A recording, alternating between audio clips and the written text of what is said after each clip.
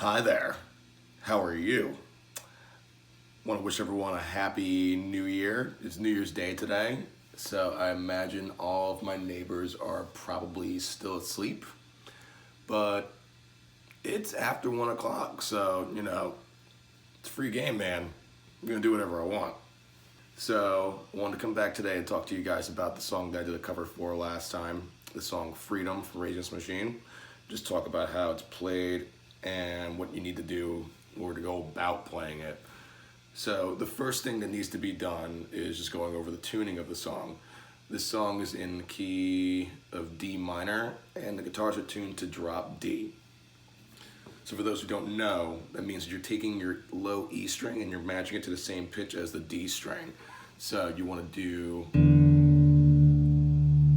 bring down the E string to the same note as your D, so that they match. It's important that you remember that you're tuning down, you're dropping the note down to D. You don't want to try to tune up to D. What you have in place with this drop tuning are one finger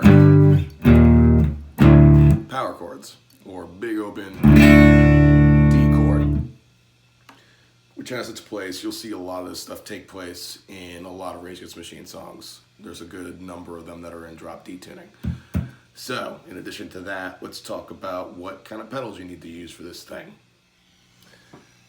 Alright, so you don't honestly need any of this stuff that I'm using. The only pedal I'm using right now for this song is the blues driver, just to give it a little bit extra grit.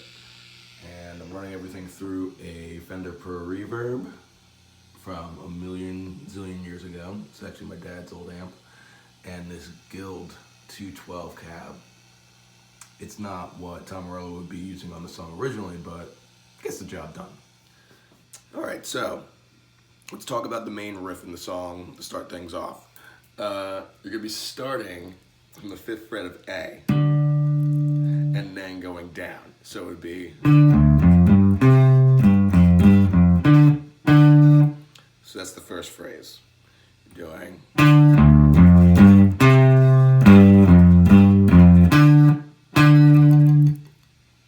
Simple enough. It's basically just going back and forth between the 3rd and the 5th frets on your low E string and your A string.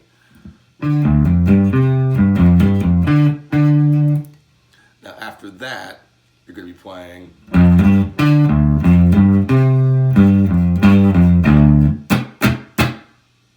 So again, same combination of notes, just in a different order. And then afterwards, you're just strumming on the strings, and you're just muting with your fretting hand. So you're going to keep your hand down so that you're not getting any actual notes from the guitar. It's just... So what we have now is...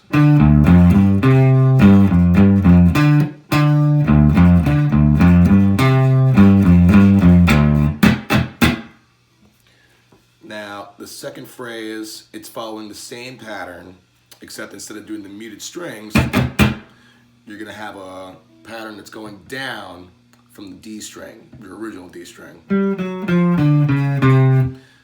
And this is just a chromatic line going from the 5th fret down to the 3rd on both D and A. So 5, 4, 3, 5, 4, 3. And it's a little palm muted, but it's not super crucial if you don't do it. So that whole thing is going to be...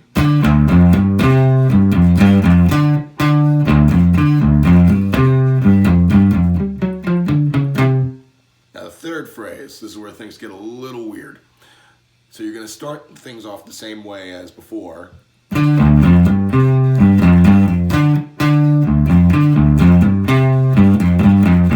Now when we get to that point, instead of doing or, you're actually going to strum behind the nut on your guitar to get yourself what would be a D note that's resonating from G.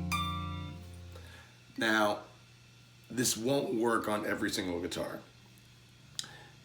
Primarily, it'll work if you have a Telecaster or a mid-90s Strat, at least the Squire Strat, that's what I have, and it rings out great on that. but on other guitars that have the tuning pegs on both sides, it won't work. You'll get this very dissonant sound because all the strings will sound out together.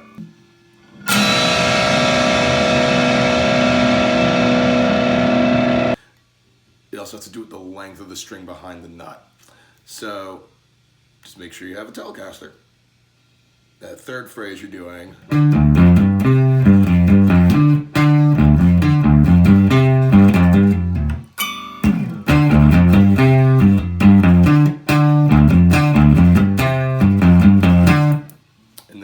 The verse from there. So for the verse, you're going to be dealing with what essentially is a D7 suspended 4 chord. We could talk more later on about 7 chords and suspensions and all that stuff, but for now, let's just go over what finger placement we're going to be utilizing. So you're going to be playing this giant thing. So you're starting with your pinky covering the 10th fret of high E and B, and your first finger is going to be covering the A, D, and G strings on the 5th fret. So if you have little hands, you're going to want to change that somehow. But that's the chord you're working with. If you ever wondered why Tom Morello, if you see videos of him playing Rage Against the Machine, he's got his guitar up here, this is one of the main reasons why. So you're going to be going back and forth between chugging on the low E and A strings, like that, palm muting it, but also playing this D7 sus4 chord. So,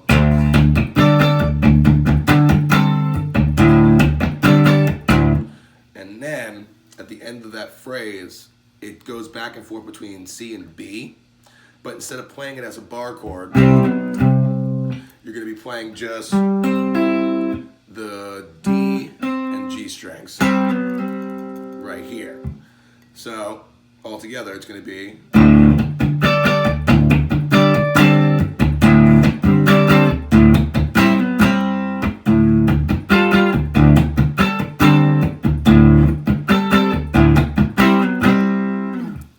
after that there's like a little bit of a dropout of what's going on in the song. It's just bass and drums, but then there's a fade in on the guitar. Now the way that's being done is you're starting with the volume down all the way at 0, so you hear nothing. But then you tap on the back of the headstock of the guitar. Now what this is going to do is it's going to make the strings vibrate without having any sort of attack from the pick. And while you're doing that, you get the strings start vibrating, then you bring the volume up.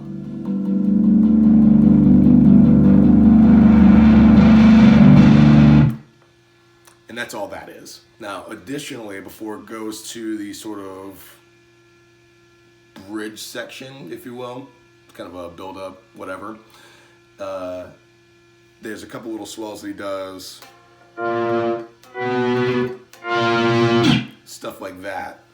And the first time around, it's a double of 2 different guitar tracks, so you can't necessarily play all the notes at once. But this isn't a crucial part. Now, after that, we go into the Your Anger's a Gift section. And you're going to be playing octaves on A and G, starting from C and going up to D. So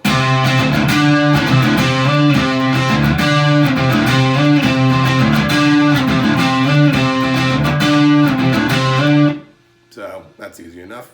After that, it's going to shift up to the, what would be the 7th fret of A and the 9th fret of A, going up and just still playing octaves of those notes. So E to F sharp. Same pattern.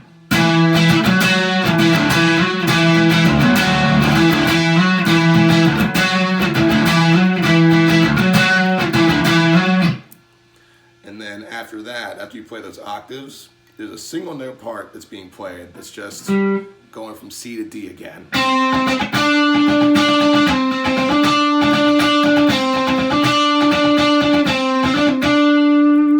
Now, it's important to note that you're not going to be playing at the 5th and 7th frets on G for this section. it's actually being played on the A string going from the 15th fret to the 17th. Same notes, but there's a different timbre to it because this string's a little bit thicker.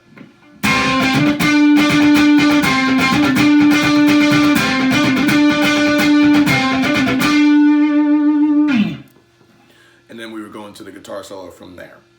So the guitar solo itself is fairly simple. It's not really that crazy. There is a tiny little sweep section in there that needs to be noted. So let's see. Just go through it one bit at a time. So that first phrase, you're going from the 10th fret of A up to the 10th fret of G. So you're going to skip over the D string. You're going to let that note kind of ring out. Give it some soul, do some vibrato. Now from there, just going down a half step to the 9th fret. And then just sliding down after that.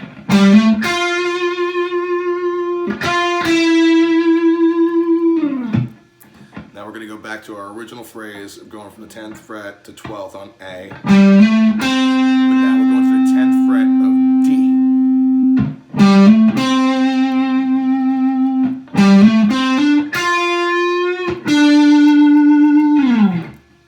So far pretty much everything has just been on the 10th and 12th frets of these strings. So you're not really jumping around too much. It's basically something that if you're well acquainted with playing a minor pentatonic scale, should be right up your alley. So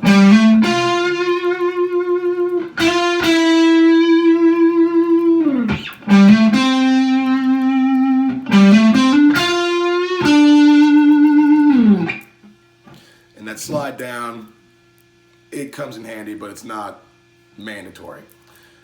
Now, after this part, the next section starts the same way, that original phrase, and then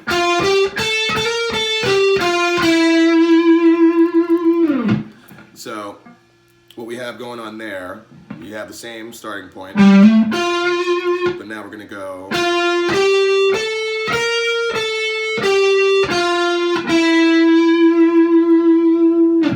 so still, majority of the notes are just on the 10th and 12th frets. 10th fret of B, but then we go up to the 13th fret, back to 12, back to 12, 10, and then 9. So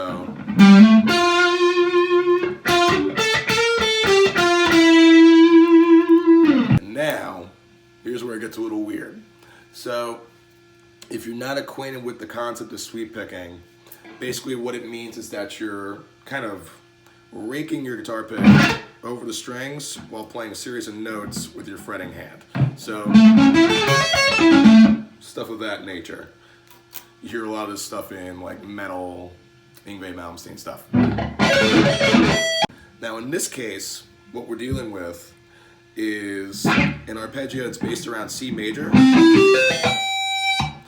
So you're going to be going from the 12th fret of G, 13th fret of B, 12th fret of high E, and then just adding in the 13th fret of high E and then back to the 13th fret of B. Now, basically, if you want to go about it in a slow manner, you can alternate pick this, but you want to eventually get into the place where you can rake over the strings with one strum.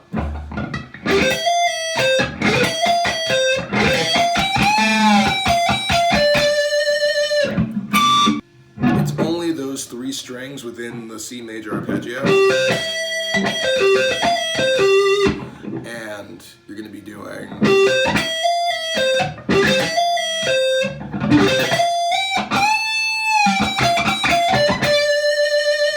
so you're going up to the 15th fret of high E. You're going to bend up a whole step, so you're playing the same note that would be on the 17th fret of high E from the 15th. So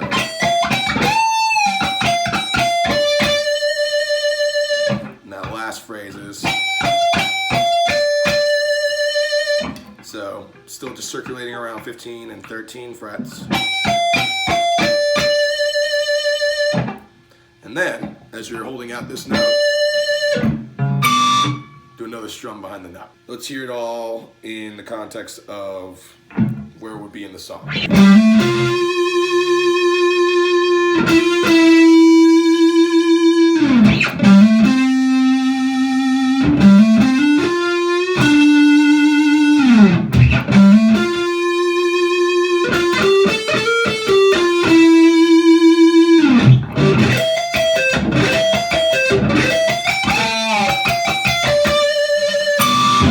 So after that section, there's another sort of single note riff that takes place, and this one's pretty easy as well. I'm going to be utilizing one of our one finger power chords now that we're in drop D tuning, but it's going to be from the 5th fret of A to the 3rd fret. So same thing on the D string after that. And then we're going to shift down to the 3rd and 2nd frets of A. Now the 3rd and 5th frets of low E. And then our F power chord. So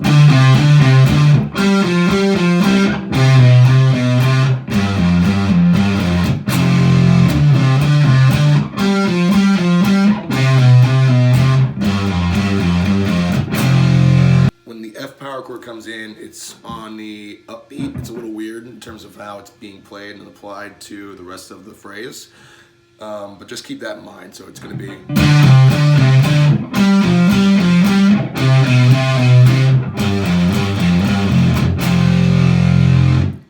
so you'd be strumming upward if you really want to be enthusiastic about it. You don't have to. That takes place for a little while. I think it repeats 4 times.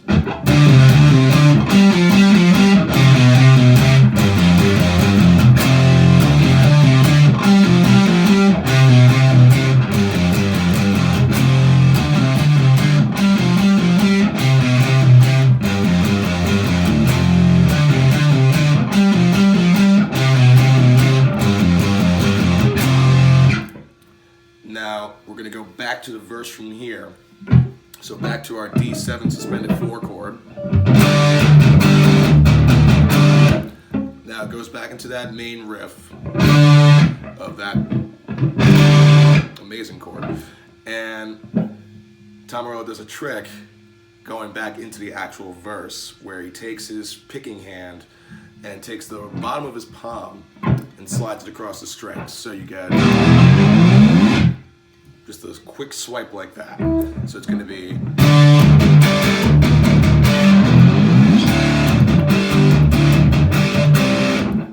what's important to remember about this technique is that you don't need to kill yourself trying to get a note the root of with the bottom of your palm. You don't want to be dragging your palm across, ripping skin off your arm. That's not going to be any fun. It would be a trick you can only do once. You want to make sure that you're at least just getting a note from the strings when you do it. And you want to make sure that you do it quick enough you can jump back into our D7 sus 4 chord.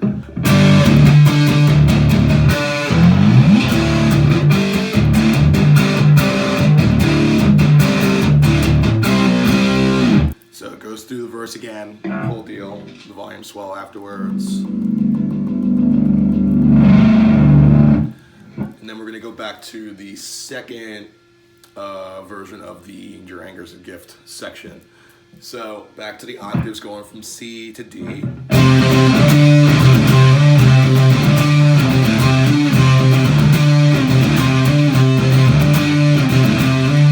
Now instead of going to E and F sharp, this time around we're going from G and A. So you're going from the 10th fret of A, which is also going to be the 12th fret of your G, and just shifting that up a whole step to the 12th and 14th frets of those same strings. So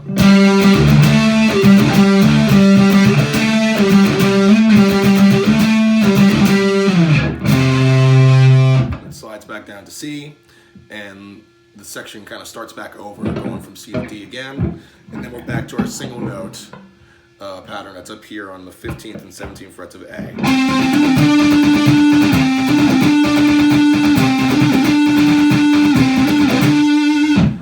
Now, what's important to remember about this section is that while you're playing one note, you're actually strumming over all 6 of the strings.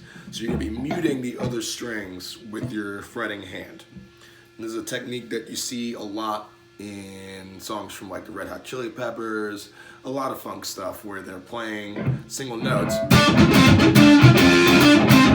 but only playing while they're strumming over all the strings. It gives a different sort of tonality as opposed to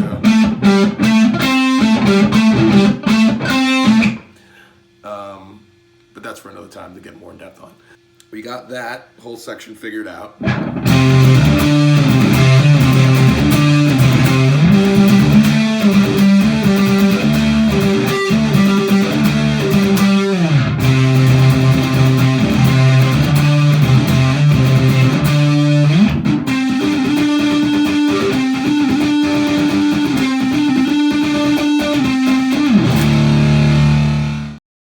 Now, the final breakdown in this song, it's based around what would essentially be an adaptation of a D minor pentatonic scale. So normally your scale would be, but in this case we're adding in a chromatic note on the D and G strings. So you're going to do alternate picking. Now, when Rage Against the Machine plays this song live, pretty much this is how they would signal for the rest of the band to start this section. Tom will walk over to Brad on the drums and start playing the whole. Now, it's hard to tell exactly on the studio recording when it starts. It starts right after that last D chord, but if you just listen carefully, you can hear it. It's faint. So do that, and that repeats a bunch of times till the drums and everything kick back in which case now we're taking that same pattern and we're playing it all as power chords. So you're going to start with D, which in this case, because we're in drop D tuning, don't need to fret anything, play the top 3 strings. So your E, A, and D strings. That's the first note. We're going to be going from D, F, to G, C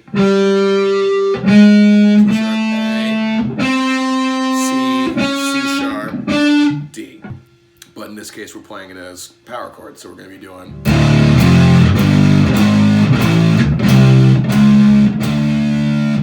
So it's a bit of a pain to have to like jump back and forth across the entire span of the neck, but the more you do it, the more you practice this section of the song, the easier it becomes with time.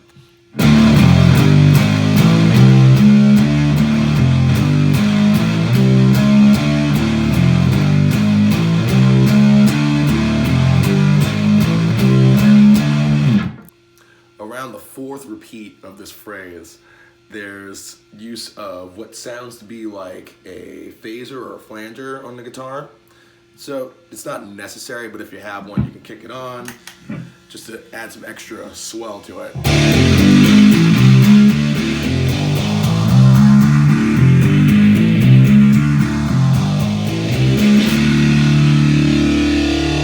Other than that, that's pretty much the entire song. So, take your time with this stuff, and hopefully you have a guitar that you're capable of utilizing the aspect of this song. So that is how you play Freedom from Rage Against the Machine. If you have any questions, if you want me to put up some sort of tab of this song, let me know. You can send me an email, you can just leave a comment. Otherwise, like, subscribe, share, all that stuff, and have a happy new year. See you next time.